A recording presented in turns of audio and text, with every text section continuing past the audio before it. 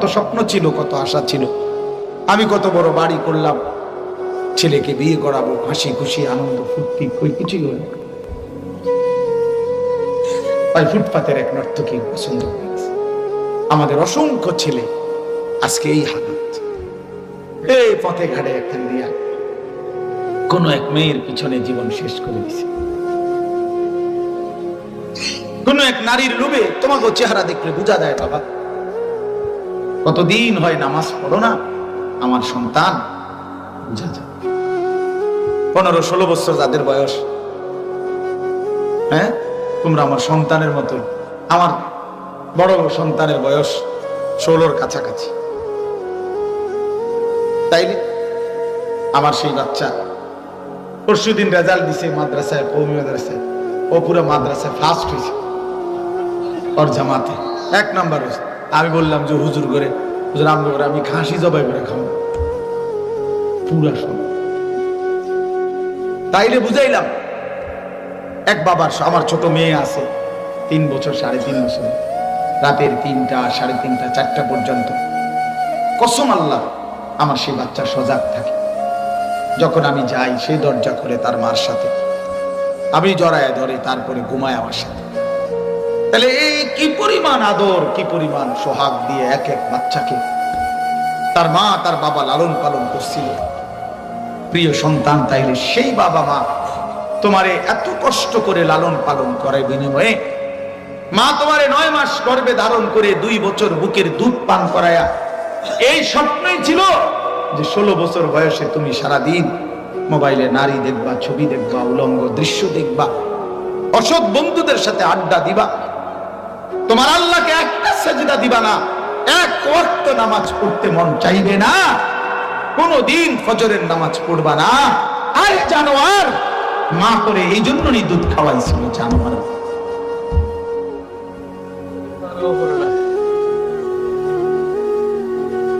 জন্য কোন মায়ের সন্তান যদি হও, কোন মুসলমানের ঘরে যদি জন্ম নিয়ে থাকো, কোন ইমানদার মার দুধ যদি খাও, আল্লাহরে বেইজ্জতি করো না, নবীরে বেইজ্জতি করো না, মাকে এত বড় অপমান করো না।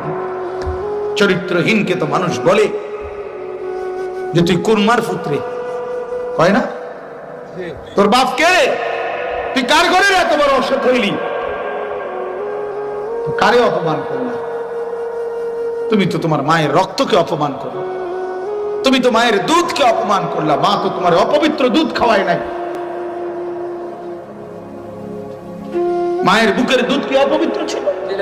মা তো তোমার অপবিত্র দুধ খাওয়ায়। এই জন্য বাপ ফিরে আসো, ফিরে আসো ভাইয়া, আল্লাহকে সেজদা করো, গুনাহ ছাড়ো। রমজান সামনে, আমার উদ্দেশ্য এই কথাটাই। এই রমজান একদম মুখোমুখি, রমজান সারা পৃথিবীর ইমানদার প্রস্তুতি নিতেছে রমজানে আলাদা বন্দিগির জন্য। ওলামায়ে কেরাম ছুটছে সব আল্লাহর ঘরের দিকে। আমার সোমবারে ফ্লাইট, দুপুর 3:30। এই যে কালকে আমার এই সিজনের মাহফিল, আল্লাহ যদি করে হায়াতে বাঁচে শেষ, সোমবার দুপুর বেলা ফ্লাইট, ওমরার ফ্লাইট। সব বলছি সব বন্ধ, রমজান কোন ওয়াজ মাহফিল না, খালি বেল সব বন্ধ, গোটা পৃথিবী বন্ধ। শুধু মালিকের কাছে থাকা, আল্লাহকে নিয়ে থাকা। মাহে রমজান মুমিনের জন্য ভিন্ন কিছু, ইমানদারের জন্য দোস্ত রমজান আলাদা। রমজান মানে বুটমুড়ি না, রমজান মানে রহমত, রমজান মানে মাগফিরাত, রমজান মানে নাজাত, রমজান মানে একটা নফল একটা ফরজের সমান, রমজান মানে একটা ফরজ 70টা ফরজের সমান, রমজান মানে জান্নাতের দুয়ার খোলা, রমজান মানে জাহান্নামের দুয়ার বন্ধ, রমজান মানে শয়তান শিকলে বন্দী, রমজান মানে একজন রোজাদারকে ইফতার করাইলে 3টা নেকি, গুনাহ মাফ, জাহান্নাম থেকে মুক্তি, রোজাদারের সমপরিমাণ নেকি। রমজান মানে ইতিকাফ, রমজান মানে শবে কদর, রমজান মানে কোরআন, রমজান মানে 20 রাকাত তারাবি, রমজান মানে প্রতিদিন ইফতারি, রমজান মানে রাত গভীরে সাহরি, রমজান মানে সারা দিন রোজা, রমজান মানে আল্লাহকে রাজি করে 30 দিনের মাথায় জান্নাতের সার্টিফিকেট নেওয়া।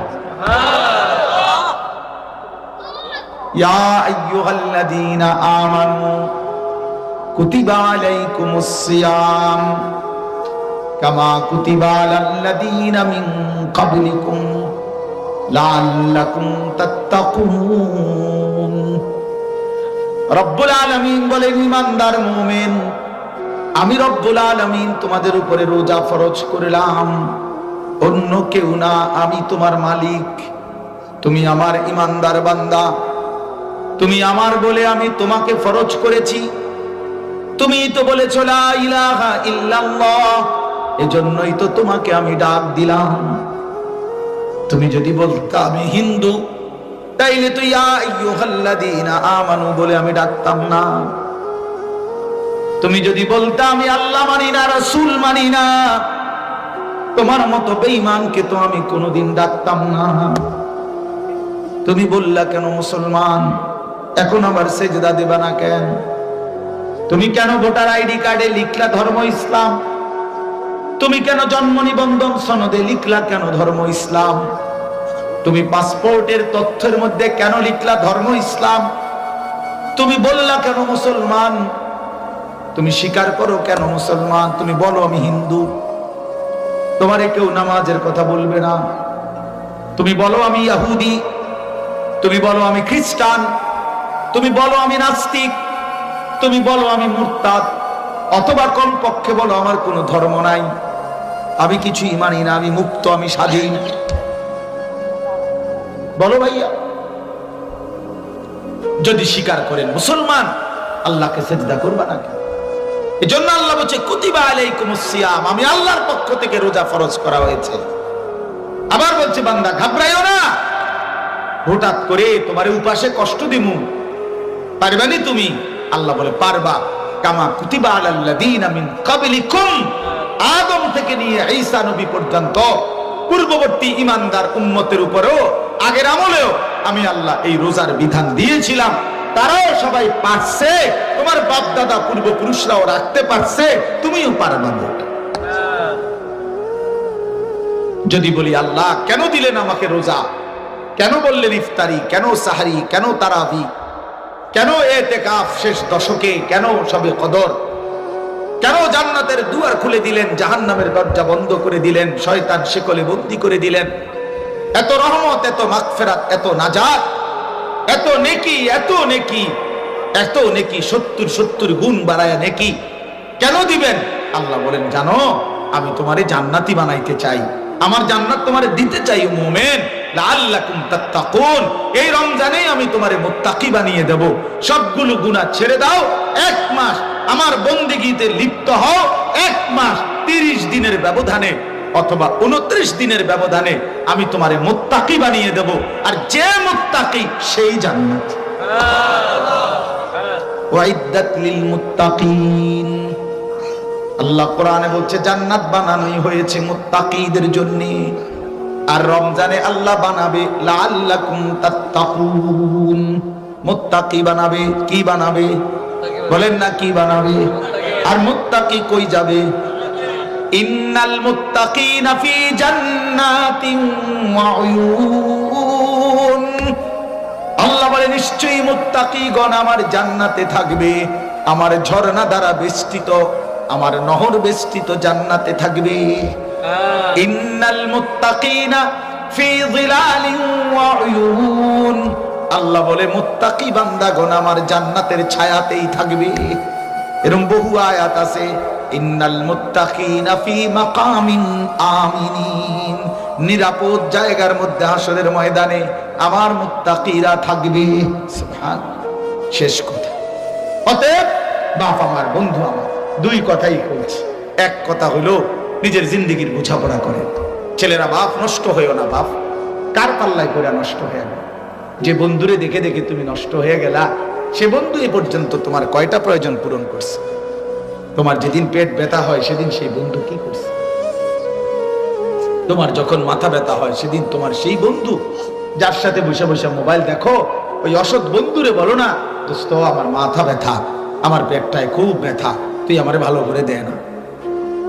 তুই না আমার বন্ধু, কই সার তো কোনো ক্ষমতা নেই আছে? ওয়া ইন আমসাসকাল্লাহু বিদুররিন ফালা কাশিফা লাহু ইল্লা হু। আল্লাহ বলে বান্দা যদি কোনো মুসিবতে আমি আল্লাহ কাউকে ফেলি, বলো না বান্দা আমি ছাড়া ওই মুসিবত থেকে উদ্ধারকারী কে? আর কে আছে? কি কেউ? ওয়া ইন ইউরিদকা বিখাইরিন ফালা রাদ্দা লিফাদলি। আল্লাহ বলেন আবার যদি আমি কাউকে উপকার করি, কল্যাণ করি, আমার সেই দয়া, আমার সেই অনুগ্রহ ঠেকায়া দিবে এমন আছে কে? আমি দিলে বাধা দিবে কে? আমি না দিলে দিতে পারবে কে? কে বন্ধু? দিলে বাধা দিবে কে? কারো ক্ষমতা, কারো ক্ষমতা। অতএব আজকে এতটুকুই কথা। আমার প্রিয় ভাই জনাব জাহাঙ্গীর ভাই বহুত মোহব্বত করে জোর করে গেছে, বারবার বলছে একটা ডেট দিতেই হবে। আসলে আমি রীতিমতো একরকম আর কুলাইতে পারি না, সারাক্ষণ ব্যস্ততার মাহফিলের কারণে যেখানে যে দূর সম্ভব হয়, সুযোগ হয়, এইটুকুই বলার চেষ্টা করি। তো আজকে আলহামদুলিল্লাহ আপনাদের কাছে, প্রিয় নওজোয়ান ভাই, তোমাদের কাছে আমার অনুরোধ, তোমার জিন্দেগির কদর করো, কমপক্ষে তোমার হায়াতের কদর তুমি করো। তুমি নষ্ট হইও না, তুমি নষ্ট হইও, তুমি নষ্ট জিন্দেগি। আজকে আমি দুপুরবেলা 14 গ্রাম আমার এলাকায় গেছি, যাইতেছিলাম, একটা ছেলে ট্রাকের সাথে বাড়ি খাইছে, অ্যাক্সিডেন্ট হয়েছে, দুইটা পাও একদম থেতলা হয়ে গেছে। দোস্ত জিন্দেগি একদম ক্ষণিকের। এই সুস্থ সবল মানুষ রাস্তায় পড়ে আছে, রক্তে ভেসে গেছে। ট্রাক ড্রাইভারটা সর্বোচ্চ ব্রেক করছে, করাতে এখন ওই যে স্টিয়ারিং যেটা, এটার ভিতরে ট্রাক ড্রাইভার ঢুকে গেছে, আরেক ট্রাক দিয়ে টাইনা এরপরে ওই ড্রাইভারটারে বের করছে। জিন্দেগি দোস্ত খুব অল্প সময়, দেখতে দেখতে ফুরায় যায়।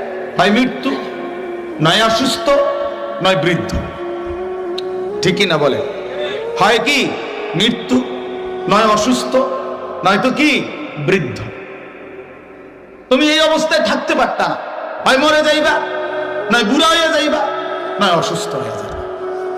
অতএব কদর করলে ভালো। আল্লাহ তাআলা আমাদের প্রত্যেককে মাহে রমজানকে সামনে রেখে আমাদের জিন্দেগি সুন্দর করার তৌফিক দান করেন। আমরা রমজানকে কদর করব তো ইনশাআল্লাহ। রমজানে গুনাহ ছেড়ে দেন, রমজানে নাফরমানি ছেড়ে দেন, রমজানে আল্লাহর ইবাদত, 5 ওয়াক্ত নামাজ, প্রতিদিন রোজা, ইফতার, সাহরি, 20 রাকাত পূর্ণ তারাবি এবং শেষ দশকের ইতিকাফ, সবে কদর সহ আল্লাহর ইবাদত, জিকির, তেলাওয়াত, দোয়া, কান্নাকাটি, আল্লাহর কাছে মাগফিরাত চাইতে থাকেন। মা বোনদেরকে বাজার, মার্কেট, শপিং থেকে বিরত রাখেন। যুবক ছেলে নিজেদের মোবাইলের হেফাজত করো ভাইয়া, নিজের আখলাকের হেফাজত করো। খোদার কসম দুনিয়াও দামি হবে, আখিরাতও দামি হবে। কোরআন জ্বলন্ত কিতাব, আমাদের জিন্দেগির সব একটা একটা সুতা বুঝায় দিয়েছে। আমরা যদি বুঝতাম। হুদাল লিন-নাস ওয়া বায়্যিনাতিন মিনাল হুদা ওয়াল ফুরকান। আল্লাহ বলছে এই মাহে রমজানে আমি যে কোরআন নাজিল করেছি, জানো এটা কেমন কিতাব? এটা গোটা বিশ্ব মানবতার হেদায়েত। আর হেদায়েত শুধু সংক্ষিপ্ত কোনো বক্তব্য না, মোটা দাগের কথা না। ওয়া বায়্যিনাতিন মিনাল হুদা, এই পৃথিবীর তুমি থেকে নিয়ে 800 কোটি মানুষের একত্রে হেদায়েতের জন্য, পথ প্রদর্শনের জন্য যা দরকার সবকিছুর সুস্পষ্ট বিস্তারিত বর্ণনা এই কোরআন। শুধু বর্ণনা না, এবার কোনটা হালাল, কোনটা হারাম, কোনটা সত্য, কোনটা মিথ্যা, কোনটা ন্যায়, কোনটা অন্যায়, কোনটা উচিত, কোনটা অনুচিত, এই সত্য মিথ্যা, ন্যায় অন্যায়, উচিত অনুচিতের পার্থক্যকারী ফুরকান এটা কোরআন। কোরআন বিহীন অন্য কোথাও হালাল হারাম নাই। কোরআন বিহীন অন্য কোথাও বৈধ অবৈধ, আমার জন্য উচিত কোনটা অনুচিত কোনটা, এই ফায়সালা অন্য কোথাও নাই। বাংলা বইয়ে নাই বন্ধু। অঙ্ক, ইংরেজি, পদার্থ, জীববিজ্ঞান, রসায়ন বিজ্ঞান, এগুলা বিষয়ভিত্তিক পড়ালেখা। দুনিয়াবি উপার্জনের জন্য বিভিন্ন বিষয়ের, নির্ধারিত বিষয়ের সীমিত কিছু পড়ালেখার নাম হলো এই জেনারেল শিক্ষা। কিন্তু কোরআন একমাত্র কিতাব যার মধ্যে 1 নাম্বার হলো এক কুলের বাচ্চা যেদিন জন্ম নিছে সে মৃত্যু পর্যন্ত তার জীবনের যা লাগবে, আর এই গ্রামের যেই বাচ্চা আর পৃথিবীর শেষ প্রান্তের যেই বাচ্চা, প্রত্যেকের জীবনের প্রতি সেকেন্ড, প্রতি ঘন্টা, প্রতি মিনিট, হাসুক কিংবা কাঁদুক, হাঁটে কিংবা বসে, ঘরে কিংবা বাজারে, দেশে কিংবা রাষ্ট্রে, রাজনীতিতে কিংবা সংসদে, জীবনের সব জায়গায়, হাটে বাজারে, আয় উপার্জনে, বাজার ব্যবসায়, সর্বকিছুতে সমস্ত দিক নির্দেশনা আল্লাহর কোরআন, এবং সবকিছু স্পষ্ট বাইগিনা, এবং সকল বিষয়ে কোনটা হালাল কোনটা হারাম এটার একমাত্র নিখুঁত বর্ণনা কোরআন। কোরআন কোরআন এই বাজারে ব্যবসা চলতেছে, কোরআন বলে দিছে এই পদ্ধতি হালাল, এই পদ্ধতি হারাম। এই পশু বাজারে আছে, এই পশু পাখি, আমাদের আশেপাশে গরু আছে, ছাগলও আছে, আমাদের আশেপাশে কুকুরও আছে, বিড়ালও আছে। কোরআন বলে দিছে গরু ছাগল এই দুইটা হালাল, কুকুর বিড়াল এই দুইটা হারাম। দুইটাই আমাদের কাছাকাছি, ঠিকই না? বলেন না কেন? কোরআন সিদ্ধান্ত দিছে। এই সিদ্ধান্ত বাংলা বই থেকে আসছে, পদার্থ বিজ্ঞান বইয়ের থেকে আসছে? কথা বলেন না কেন? কোরআন থেকে আসছে। কোরআন সত্য মিথ্যা পার্থক্য করে, কোরআন হালাল হারাম বলে দেয়। অতএব দোস্ত, একটা ছেলেও যদি বিবেকবান হও, যদি কিছু পড়ালেখা করে থাকো, মনে রেখো বাবা, যারা আল্লাহর কোরআন পড়তে পারো না, যারা কোরআন থেকে কোনো জ্ঞান অর্জন করে নাই, খোদার কসম তারা উল্লেখযোগ্য তেমন কোনো জ্ঞান অর্জনই করে নাই। ওই তামান সব মিলাইলেও, এই পৃথিবীর বাকি সব পড়ালেখা মিলাইলে কোরআনুল কারীমের সামনে 100 গ্রাম হতো, 50 গ্রাম ওজন আসতো। কোরআনের এক শব্দের যে ওজন, কোরআনের এক অক্ষরের যে ওজন, কোরআনের এক বিন্দুর যে ওজন। এজন্য যেই বাপ যেই মা তার সন্তানকে আল্লাহর কোরআন থেকে বঞ্চিত করছে, খোদার কসম ওই মা বাপ সন্তানকে কিছুই দিয়ে যাইতে পারে না। ওইটি ভাত তরকারি দিয়েছেন, এটি তো খাইয়া টয়লেটে গেছে, কাঠ পালং বানাইয়া দিয়ে গেছেন, এটি সর্বোচ্চ 3-4 বছরের ভিতরে এটি আবার বদলাইতে হইব। কোনোটার বার্নিশ নাই, কোনোটার কোনা ভাঙ্গিয়া গেছে, কোনোটার সিটকারি নাই, কোনোটা দিয়া নিচি দিয়া ফ্রিজে পানি পরে। কথা বলেন না কেন? তো তার বেটি কীর্তেন বানাই দিয়ে গেলেন। আমনে বানাই দিবার পরে যদি আজকে বলে যে আমার পরদাদা যে শহীদা বানাই দিয়ে গেছে, আজকে 200 বছর আমরা ফ্যামিলিটার মধ্যে ঘুমাইতে আছে, 200 বছর। কথা বলেন না কেন? তো মানুষ এই আসবাব, এই ফার্নিচার বদলাই ফেলতেছে না, তো তার কি বানাই দিয়ে গেল? তো ধোকা।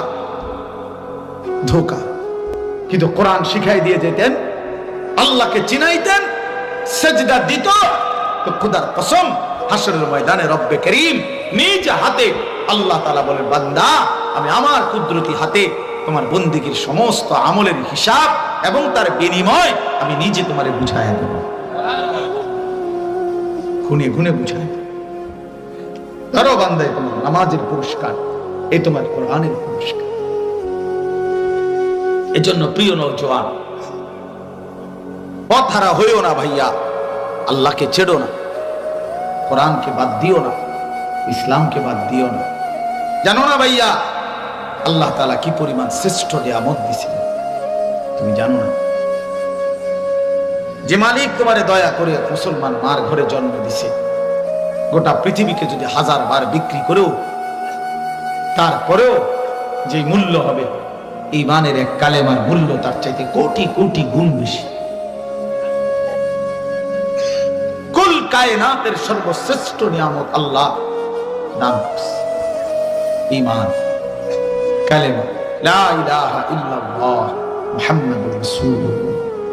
এই এক কালেমা আল্লাহ যার কলিজায় দিছে, যার জবানে দিছে, যার জিন্দেগিতে দিছে, তাকে আল্লাহ তাআলা সর্বশ্রেষ্ঠ নিয়ামত দিয়েছে, তাকে আল্লাহ তাআলা পূর্ণাঙ্গ নিয়ামত দিয়েছে।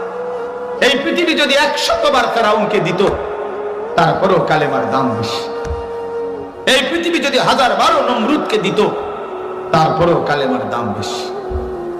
কালেমার দাম, ইমানের দাম বেশি, ইমানের কদর বেশি।